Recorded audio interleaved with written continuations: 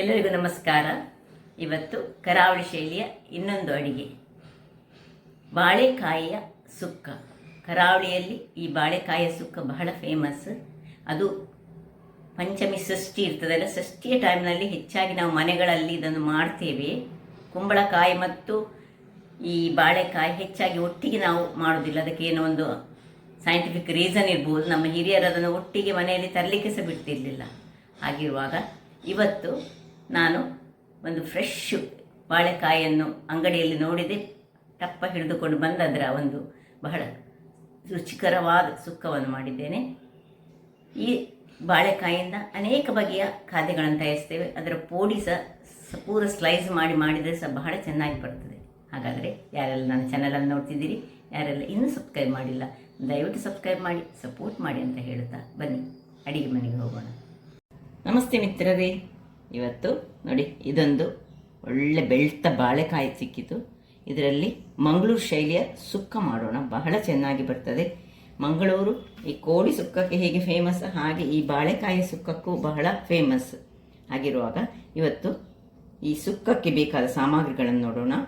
ಒಂದು 5-6 ಬ್ಯಾಡಗೆ ಮೆಣಸು ಬೇಕು, 1-2 ಊರ ಮೆಣಸು, 1 ನೀರುಳ್ಳಿ, ಇದನ್ನು ಈಗ ಸ್ಲೈಸ್ ಆಗಿ ಕತ್ತರಿಸ್ಕೊಳ್ಬೇಕು, ಒಂದು ಸಣ್ಣ ತುಂಡು ಹುಳಿ, 6-7 ಬೆಳ್ಳುಳ್ಳಿ ಎಸಳುಗಳು ಬೇಕು, 1 ಸಣ್ಣ ತೆಂಗಿನಕಾಯಿ ಆದರೆ ಇಡೀ ಇರಲಿ, ದೊಡ್ಡ ತೆಂಗಿನಕಾಯಿ ಆದರೆ ಅದರ ಅರ್ಧ ಹೋಳು, 100 ಗ್ರಾಮ್ಸ್ನಷ್ಟು ತುರಿ ಇದ್ದರೆ ಆಯಿತು, ಸ್ವಲ್ಪ ಕರಿ ಲೀವ್ಸ್, 1 ಚಮಚದಷ್ಟು ಸಾಸಿವೆ, ಹಳದಿ, ಎಣ್ಣೆ ಹಾಗೂ ಈ ಬಾಳೆಕಾಯಿಯನ್ನು ಕತ್ತರಿಸಿ ಹಾಕಲಿಕ್ಕೆ ಸ್ವಲ್ಪ ಈ ಮಜ್ಜಿಗೆಯ ನೀರು ಬೇಕು, ಅಥವಾ ಹಳದಿಯ ನೀರಿನಲ್ಲಿ ಸಹ ಬಾಳೆಕಾಯಿಯನ್ನು ಕಟ್ ಮಾಡಿಕೊಂಡು ಹಾಕ್ಕೊಳ್ಬೋದು.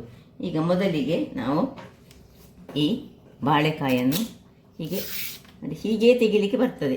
ಹೆಚ್ಚಾಗಿ ಕೆಲವರು ಆ ಪೀಲರಲ್ಲಿ ತೆಗಿತಾರೆ. ನಾವೆಲ್ಲ ನೋಡಿ ಈ ರೀತಿಯಾಗಿ ಇದನ್ನು ಹೀಗೆ ಮಾಡಿ ಹೀಗೆ ಎಳೆದು ತೆಗೆದರೆ ಎಷ್ಟು ಚೆನ್ನಾಗಿ ಸಪೂರದಲ್ಲಿ ಬರ್ತದೆ ನೋಡಿ. ತೆಳುವಾದ ಫುಲ್ಲು ನಾವು ಕಟ್ ಮಾಡ್ಕೊಳ್ಬಾರ್ದು. ಸ್ವಲ್ಪ ಅದರಲ್ಲಿ ನಾರಿನಂಶ ಇರುವಂಥದ್ದಲ್ಲ.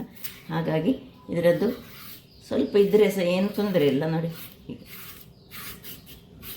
ಇದರದ್ದು ಮಾತ್ರ ಈ ತುದಿಯನ್ನು ಕಟ್ ಮಾಡಿಕೊಂಡು ಇಲ್ಲಿ ಇಷ್ಟನ್ನು ಕಟ್ ಮಾಡಿ ಸಣ್ಣ ಹೋಳುಗಳಾಗಿ ಮಾಡಿಕೊಂಡು ಇದಕ್ಕೆ ಹಾಕ್ಕೊಳ್ತೇನೆ. ಈಗ ನೋಡಿ ತೆಗ್ದಾಯ್ತಲ್ಲ.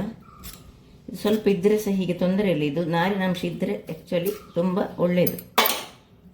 ಈಗ ಇದನ್ನು ನಡುವಲ್ಲಿ ಹೀಗೆ 2 ಭಾಗಗಳ ಇದನ್ನು ಒಳ್ಳೆ ಫ್ರೈ ಮಾಡಲಿಕ್ಕೆ, ರವಾ ಫ್ರೈ ಸಹ ತುಂಬ ಚೆನ್ನಾಗಿ ಬರ್ತದೆ ನೋಡಿ.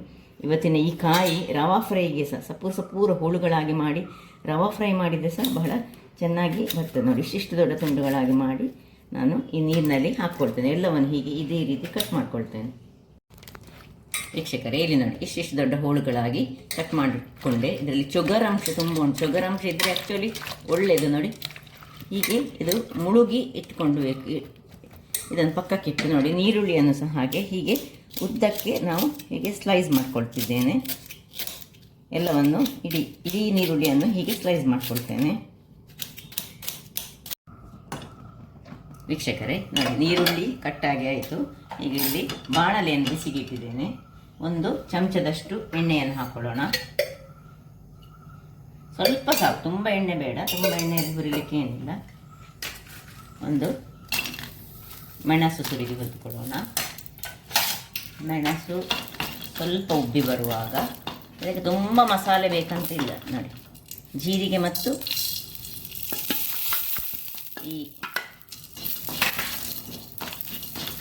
ಕೊತ್ತಂಬರಿಯ ಬೀಜ ಹಾಕಿದ್ದೇನೆ. ಕೊತ್ತಂಬರಿಯ ಬೀಜದೊಟ್ಟಿಗೆ ಸ್ವಲ್ಪ ಕರಿ ಲೀವ್ಸನ್ನು ಸಹ ಹಾಕೊಳ್ಳೋಣ ನಾವು. ಅದು ಒಳ್ಳೆ ಪರಿಮಳವನ್ನು ಕೊಡ್ತದೆ. ಸ್ವಲ್ಪ ಕರಿ ಲೀವ್ಸ್ ಹೆಚ್ಚು ಯೂಸ್ ಮಾಡಬೇಕು ಯಾವಾಗಲೂ, ಆರೋಗ್ಯಕ್ಕೆ ಸಹ ತುಂಬ ಒಳ್ಳೆಯದು.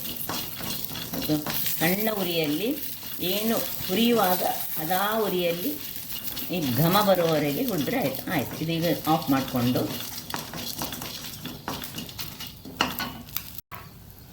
ತಣ್ಣಗಾಗಲಿಕ್ಕೆ ಬಿಡೋಣ. ಆಗ ಅದಕ್ಕೆ 2-3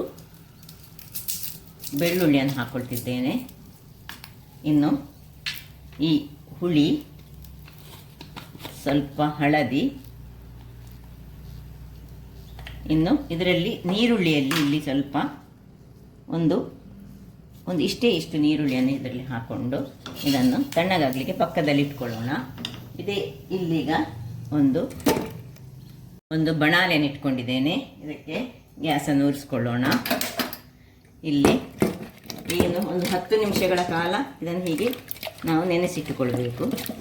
ತುದಿಗೆ ಕಟ್ ಮಾಡಿಟ್ಟರೆ ಒಳ್ಳೆ ಚೊಗರಾಂಶ ಹೋಗ್ತದೆ. ಈಗ ಇದಕ್ಕೆ 1 ಲೋಟದಷ್ಟು ನೀರನ್ನು ಹಾಕೊಳ್ಳೋಣ. ಈ ಬಾಳೆಕಾಯಿ 2 ಬಾಳೆಕಾಯಿ ಇದ್ದರೆ ಸಾಕು. ಒಂದು 10 ಮಂದಿಗೆ ಬಡಿಸ್ಬೋದು, ಅಷ್ಟು ಆಗ್ತದೆ. ಇದು ಬಹಳ ಚೆನ್ನಾಗಿ ಸೈಡ್ ಡಿಶ್ ಆಗಿ ಯೂಸ್ ಮಾಡುವಂಥದ್ದು. ಇದಕ್ಕೊಂದು ಸಾರಿದ್ರೆ ಸಾಕಾಗ್ತದೆ. ಈಗ ಈ ನೀರುಳ್ಳಿಯನ್ನು ಇದಕ್ಕೆ ಹಾಕ್ಕೊಳ್ತಿದ್ದೇನೆ. ಇನ್ನು ಕರಿ ಲೀವ್ಸು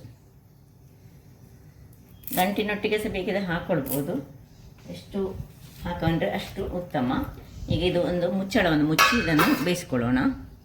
ವೀಕ್ಷಕರೇ, ಇದು ಈಗ ತಣ್ಣಗಾಗಿದೆ. ಇಲ್ಲಿ ಬೇಯ್ತಾ ಉಂಟು. ಬೇಯಲಿ. ಅದರಷ್ಟಕ್ಕೆ ಬೇಯುವಾಗ ನಾವು ಮಸಾಲೆಯನ್ನು ಮಾಡ್ಕೊಳ್ಳೋಣ.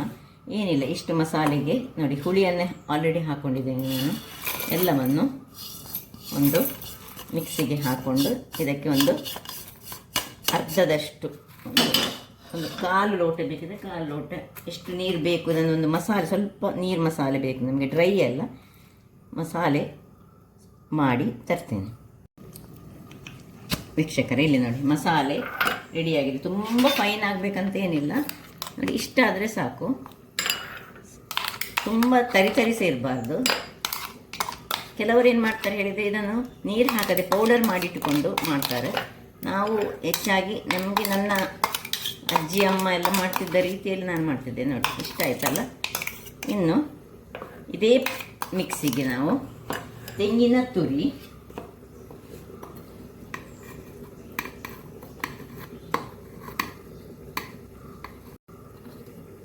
ಇನ್ನು ಒಂದು ಪಿಂಚ್ ಆಫ್ ಜೀರಾ ನೋಡಿ, ಒಂದು ಪಿಂಚ್ ಜೀರಾ ಇದಕ್ಕೆ ಹಾಕಿದರೆ ಆಯಿತು. ಒಂದು ಪಿಂಚ್ ಆಫ್ ಬಡೆ ಸೊಪ್ಪು, ಇನ್ನು ಇದರೊಟ್ಟಿಗೆ 2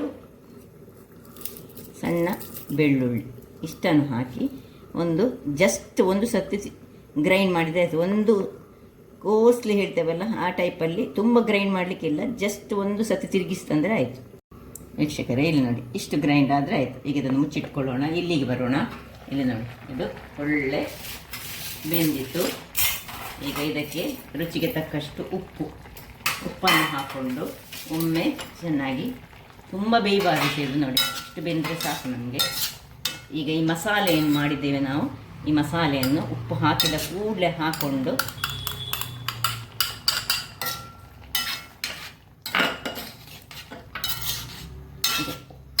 ಒಳ್ಳೆ ಎಳೆದುಕೊಳ್ಬೇಕು. ಈಗ ಈ ತುಂಡುಗಳು ನೋಡಿ, ಪೀಸಸ್ ಏನು ಹುಡಿ ಆಗಬಾರ್ದು. ಅದರಲ್ಲಿ ಚೆನ್ನಾಗಿ ಈ ಮಸಾಲೆ ಬೆರೆತುಕೊಳ್ಳುವಷ್ಟು ಸಾಕು. ನಾವು ಒಂದು 5 ನಿಮಿಷ ಇದನ್ನು ದೊಡ್ಡ ಉರಿಯಲ್ಲಿ ಮುಚ್ಚಿಟ್ಟುಕೊಳ್ಳೋಣ. 5 ನಿಮಿಷಗಳ ಬಳಿಕ ನೋಡಿ ಹೇಗೆ ಚೆನ್ನಾಗಿ ಬಂತು ಅಂತ. ಎಲ್ಲ ಎಳೆದುಕೊಂಡಿದೆ. ಈಗ ಏನು ನಾವು ಮಸಾಲೆ ತೆಂಗಿನ ತುರಿಯನ್ನು ಮಾಡಿಟ್ಟುಕೊಂಡಿದ್ದೇವೆ ನೋಡಿ, ಮೆಣಸಿನ ಮಸಾಲೆ ಓಕೆ, ಇದರೊಟ್ಟಿಗೆ ಇದನ್ನು ಹಾಕ್ಕೊಂಡು ನಿಧಾನಕ್ಕೆ ಈಗ ಉರಿ ಸ್ವಲ್ಪ ಮೀಡಿಯಮಲ್ಲಿರಲಿ ಇಟ್ಟು ಹೀಗೆ ತಿರುಗಿಸ್ಕೊಳ್ಳೋಣ. ಹೇಗೆ ಸುಕ್ಕದಲ್ಲಿ ಬರ್ತದೆ. ಓಪನ್ ಇಟ್ಟುಕೊಂಡು ಇದನ್ನು ಸ್ವಲ್ಪ ಹೀಗೆ ಮರದ ಇದರಲ್ಲಿ ತಿರುಗಿಸ್ಕೊಳ್ಳಿ. ಒಳ್ಳೆದ ಪುಡಿಯಾಗದಾಗಿ ನೋಡಿಕೊಳ್ತೇವೆ. ಕೆಲವರು ಸಣ್ಣದಾಗಿ ಇದನ್ನು ಹೆಚ್ಚಿಟ್ಕೊಂಡು ಸಹ ಮಾಡ್ತಾರೆ, ಅದು ಸಹ ಒಳ್ಳೆಯದಾಗ್ತದೆ. ಸಣ್ಣದು ಹೀಗೆ ದೊಡ್ಡದಾಗಿ ಹಚ್ಚಿಟ್ಕೊಂಡ್ರೆ ಸಹ ಮಾತ್ರ ಮಸಾಲೆ ಚೆನ್ನಾಗಿ ಹೀಗೆ ಇದಕ್ಕೆ ಎಳಿಬೇಕು. ಇದೊಂದು ಹದಾ ಉರಿಯಲ್ಲಿ 1-2 ನಿಮಿಷ ಇಡುವಾಗ ಅಷ್ಟೊತ್ತಿಗೆ ನಾವು ಇಲ್ಲಿ ಇದು ಒಂದು ಪಾತ್ರೆಯಲ್ಲಿ ಒಗ್ಗರಣೆಗೆ ರೆಡಿ ಮಾಡ್ಕೊಳ್ಳೋಣ. ವೀಕ್ಷಕರೇ, ಇದು ಬಿಸಿ ಆಯಿತು. ಈಗ ಇದನ್ನು ನೋಡಿ, ಇಲ್ಲಿ ಆಗ್ತಾ ಬಂತು. ಇದನ್ನು ಇಲ್ಲಿ ಮುಚ್ತಾ ಇದ್ದೇನೆ. ಹಾಗೆ ಇಲ್ಲಿ ಉರಿ ಉಂಟು, ಇನ್ನು ಸಾಫ್ ಮಾಡಲಿಲ್ಲ. ಇಲ್ಲಿ ಬೆಳ್ಳುಳ್ಳಿಯನ್ನು ಒಂದು ಚೂರು ಒಳ್ಳೆ ಏನು ಸಿಪ್ಪೆ ಎಲ್ಲ ಏನು ತೆಗಿಬೇಕಂತಿಲ್ಲ, ಅಲ್ಲಿಗೆ ಗುದ್ದಿಕೊಂಡಾಯಿತು.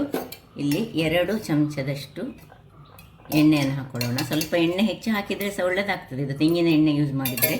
ಈ ಒಗ್ಗರಣೆಗೆ ಬೆಳ್ಳುಳ್ಳಿ ಸ್ವಲ್ಪ ಇದರಲ್ಲಿ ಕಾಯ್ಕೊಳ್ಬೇಕು. ಇಲ್ಲಿ ನೋಡಿ, ಬೆಳ್ಳುಳ್ಳಿ ಈ ಬ್ರೌನ್ ಕಲರ್ ಆಗುವಾಗ ಕರಿಬೇವಿನ ಸೊಪ್ಪು ಹಾಕ್ಕೊಳ್ತಿದ್ದೇನೆ. ಕರಿಬೇವಿನ ಸೊಪ್ಪಿನ ಒಟ್ಟಿಗೆ ಇನ್ನು ನಾವು ಸಾಸಿವೆ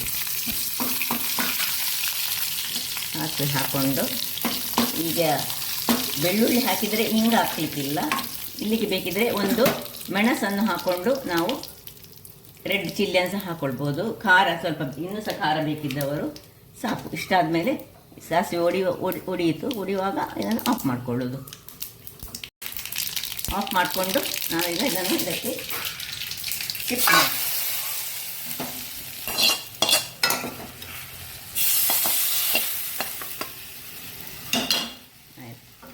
ರುಚಿಯಾದ ಇನ್ನೀಗ ಆಫ್ ಮಾಡ್ಕೊಳ್ತಿದ್ದೇನೆ. ನೋಡಿ ಹೇಗೆ ಬಂತು, ಡ್ರೈ ಆಗಿ ಸೂಪರ್ ರೀತಿಯಲ್ಲಿ ಬಂತು.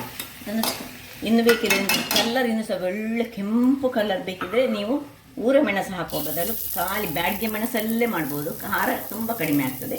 ಮುಚ್ಚಿಟ್ಕೊಂಡು ಸರ್ವ್ ಮಾಡೋಣ.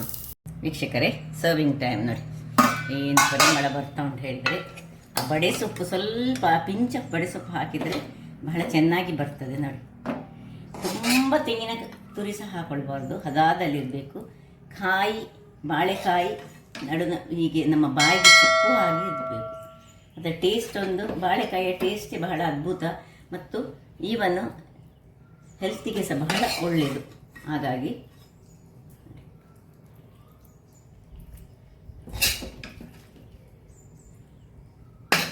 ನೋಡಿದ್ರಲ್ಲ ವೀಕ್ಷಕರೇ, ಯಾವ ರೀತಿಯಲ್ಲಿ ಒಂದು ಸಿಂಪಲ್ ಆದ ಬಾಳೆಕಾಯಿಯ ಒಂದು ಪಲ್ಯ ಸುಕ್ಕ ಹೇಗೆ ಮಾಡೋದೆಂದು. ಹಾಗಾದರೆ ನನ್ನ ಈ ಕುಕಿಂಗ್ ಚಾನಲ್ ನಿಮಗೆ ಇಷ್ಟ ಆದರೆ ಬೋಳೂರು ಸುವರ್ಣ ಚಾನಲನ್ನು ಲೈಕ್ ಮಾಡಿ, ಶೇರ್ ಮಾಡಿ ಹಾಗೂ ಸಬ್ಸ್ಕ್ರೈಬ್ ಮಾಡಿ ಹಾಗೂ ನನ್ನ ಇನ್ಸ್ಟಾಗ್ರಾಮ್ ಪೇಜನ್ನು ಫಾಲೋ ಮಾಡಿ. ಧನ್ಯವಾದಗಳು.